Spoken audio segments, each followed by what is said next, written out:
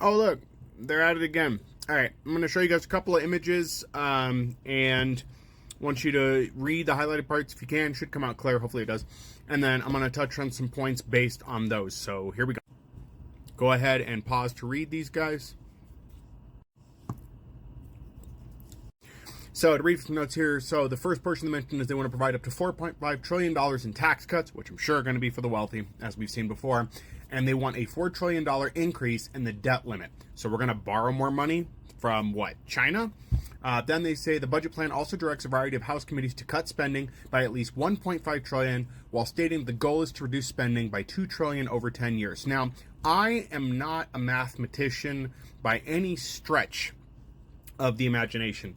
But cutting $4.5 trillion in taxes while borrowing $4 trillion for this year, and then only reducing your spending by $1.5 trillion in the year, yeah, that's bad math and doesn't work. Additionally, they want to reduce spending by $2 trillion over 10 years, but they're borrowing $4 trillion just to maintain this year. Where does that make sense? In what world does that make sense? We're going to continue to be in debt, is where we're at. And in an earlier video, I called and said China should calm the debts. Whoever in the world is borrowing money to us or is lending us money, please stop. That'll fix this problem immediately. It fixes this problem immediately. Now, to get to the meat of it, a lot of people have been calling on the first portion of this where they have asked the Energy and Commerce Committee, which handles healthcare spending, to cut $880 billion. People said, where's that coming from? It does oddly match up with the $880 billion spent on Medicare and Medicaid. While I do not think, I'm going to disagree with a lot of the other left-leaning content creators, while I do not think they're going to gut Medicaid outright, please keep in mind the Energy and Commerce Committee controls a wide range of energy and environmental type items that impact the U.S. And of course they're going to gut that.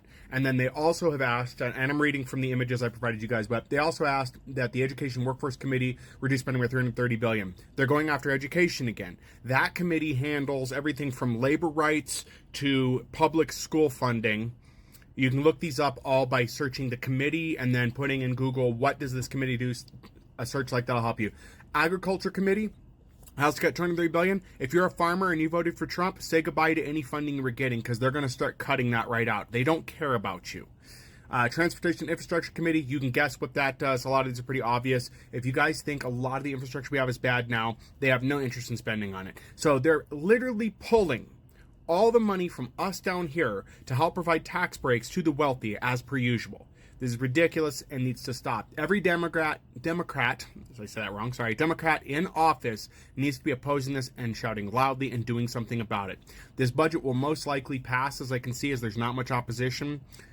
We need to make sure that the budget doesn't pass. And again, in order for that to happen, I believe this is going to require outside influence to do that, which means we need world partners not to fund us. Cut all the deals. This is what I said before.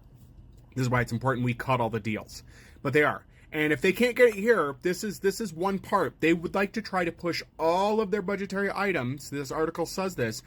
The House would like to do it in one bill. They would like to put Trump's agenda complete in one bill and all of the Project 2025 spending. It doesn't say particularly Project 2025, matting it in because the language is kind of muddled in the article. I'm pretty sure it's on purpose, but we all know here that most of these agenda items are Project 2025.